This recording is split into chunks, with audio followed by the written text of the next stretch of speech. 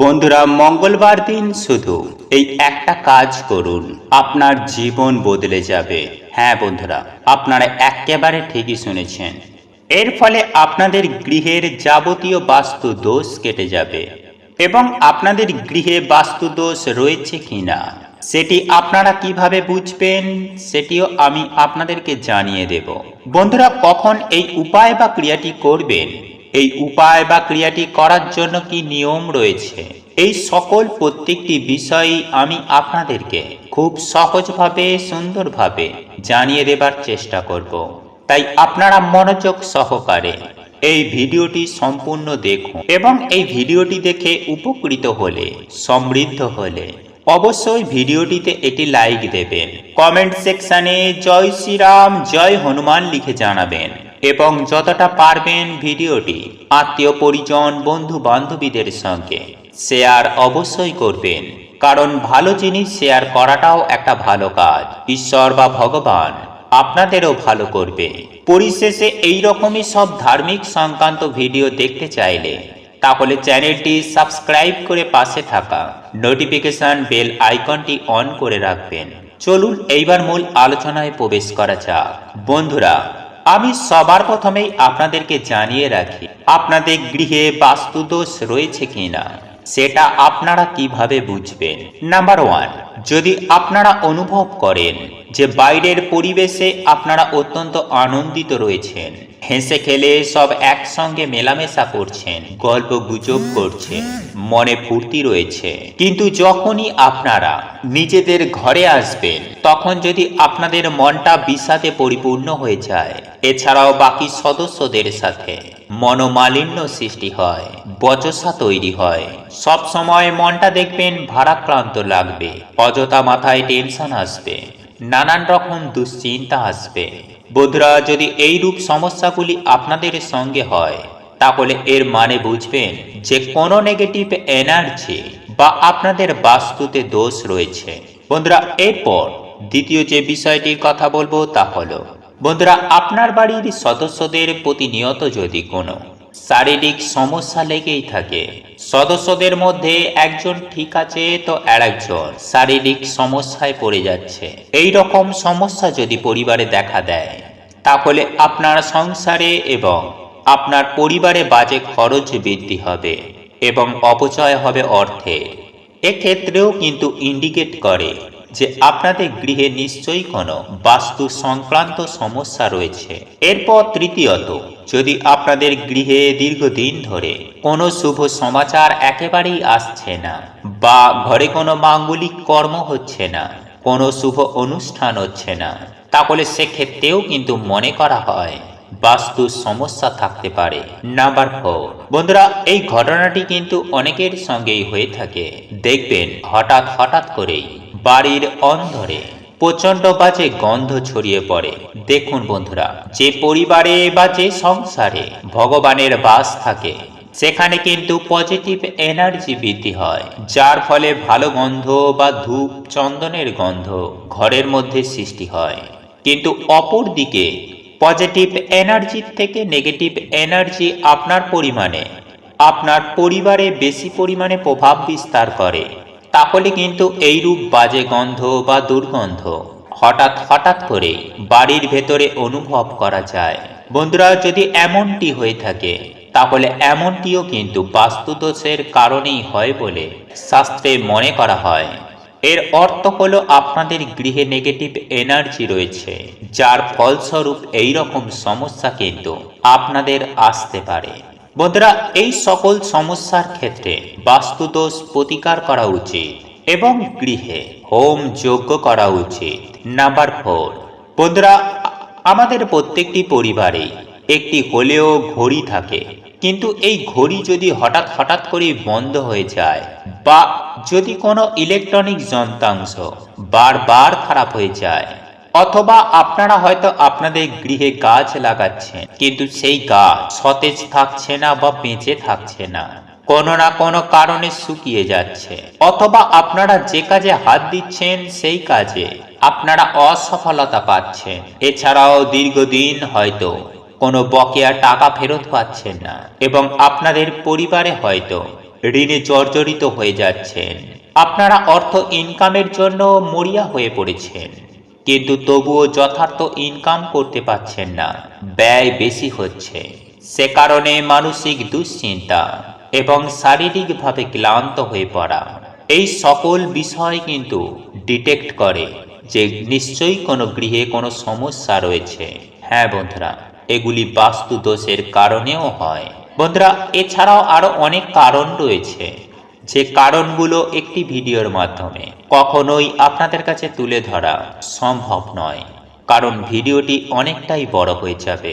কিন্তু যেগুলো খুবই স্বাভাবিকভাবে মানুষের জীবনে হয়ে থাকে, যেগুলো আমরা খুব সচরাচর অনুভব করি, সেই কয়েকটি পয়েন্ট আপনাদের সামনে আমি তুলে ধরলাম। আর এই সকল সমস্যাগুলি কিন্তু প্রত্যেকটি বাস্তুর সঙ্গে সম্পর্কিত।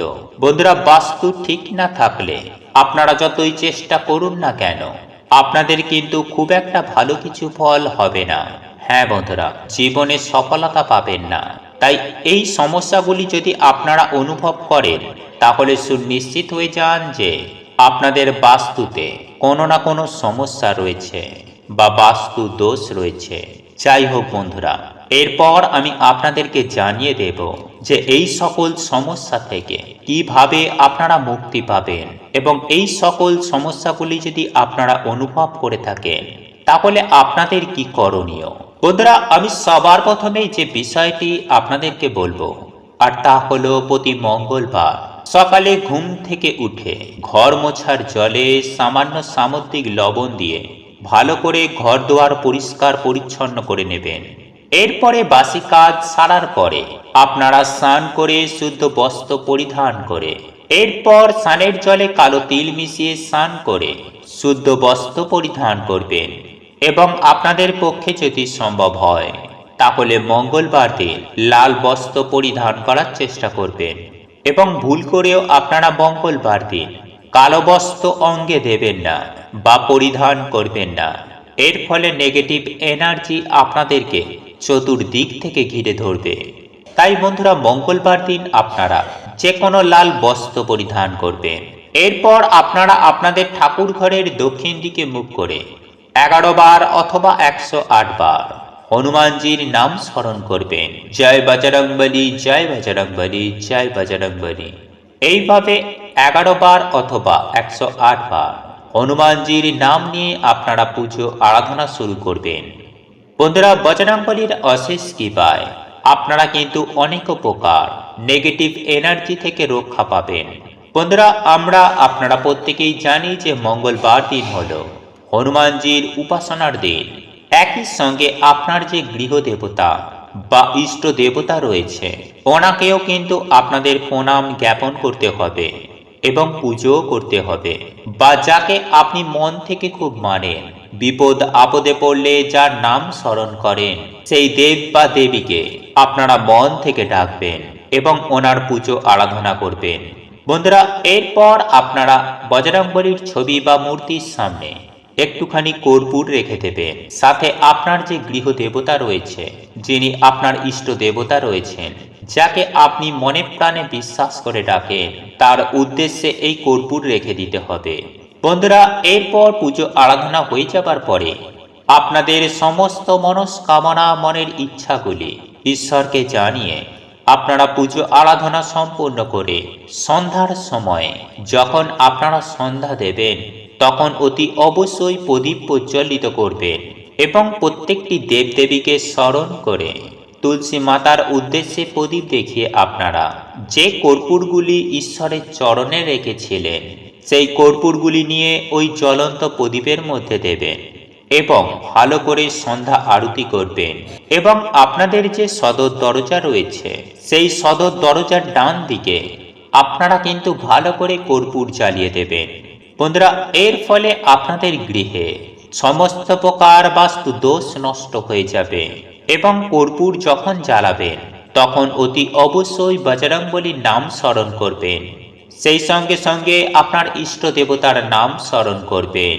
বন্ধুরা, এইভাবে যদি আপনারা প্রত্যেকটি মঙ্গলবার এই একটি মাত্র কাজ করতে পারেন, তাহলে যেরকমই বাস্তু দোষ আপনাদের গৃহে থাকুক না কেন, তা কিন্তু সুনিশ্চিতভাবে কেটে যাবে। আপনারা সুস্থ জীবন যাপন করতে পারবেন, অর্থনৈতিক উন্নতি হবে এবং শারীরিক দিক থেকেও আপনারা কিন্তু অত্যন্ত সুস্থ এবং সবল থাকবেন। এক কথায় বলতে গেলে আপনাদের পুরো পৃথিবী বদলে যাবে। হ্যাঁ বন্ধুরা, যখন এই কর্পূরের গন্ধ আপনাদের গৃহে ছড়িয়ে পড়বে, তখন কিন্তু যাবতীয় নেগেটিভ এনার্জি তখন কিন্তু ধ্বংস হয়ে যাবে। এবং কর্পূরের গন্ধ প্রত্যেকটি দেবদেবীর অত্যন্ত প্রিয়, তাই ওই গন্ধে কিন্তু আপনাদের পরিবারের ভেতর, আপনাদের গৃহে পজিটিভ এনার্জি অত্যন্ত পরিমাণে তৈরি হবে এবং ঈশ্বরের কৃপাদৃষ্টি আপনাদের ওপরে থাকবে, যার ফলে যেরকমই আপনাদের জীবনে বাস্তু দোষ থাকুক না কেন তা সুনিশ্চিতভাবে কেটে যাবে। বন্ধুরা, একই সঙ্গে আরো একটি বিষয় মাথায় রাখবেন যে প্রতি মঙ্গলবার দিন এবং শনিবার দিন আপনারা কিন্তু হনুমান চালিসা অতি অবশ্যই পাঠ করবেন। এর ফলেও কিন্তু জীবনে খুব সহজেই আয় উন্নতি করা যায়। ঠিক তেমনি শারীরিক দিক থেকে, মানসিক দিক থেকে ও আর্থিক দিক থেকেও উন্নতি কিন্তু সুনিশ্চিতভাবে পাবেন। বন্ধুরা, হনুমানজির কৃপা যে ব্যক্তির ওপরে থাকে তার জীবনে কখনোই আর্থিক কষ্টের করাল ছায়া পড়ে না, সেই ব্যক্তি সফলতা অতি অবশ্যই পায়। বন্ধুরা, মঙ্গলবার দিন এই উপায় বা ক্রিয়াটি একবার করে দেখুন, সুনিশ্চিতভাবে আমি বলতে পারি আপনারা সুফল পাবেন। আপনাদের জীবন, আপনাদের ভাগ্য বদলে যাবে। বন্ধুরা, আপনাদের এই ভিডিওটি যদি পছন্দ হয়ে থাকে তাহলে ভিডিওটি লাইক করুন, কমেন্ট করুন এবং বন্ধুদের সাথে শেয়ার অবশ্যই করুন। মনে রাখবেন, আপনার একটি শেয়ার অনেক মানুষকে উপকৃত করতে পারে। এবং আপনি যদি নতুন হয়ে থাকেন তাহলে চ্যানেলটি অবশ্যই সাবস্ক্রাইব করবেন এবং পাশে থাকা নোটিফিকেশন বেল আইকনটি ক্লিক করবেন, এইরূপ নিত্য নতুন ভিডিও সবার আগে দেখার জন্য। ঈশ্বর আপনার মঙ্গল করুক। আপনি সুস্থ থাকুন, ভালো থাকুন।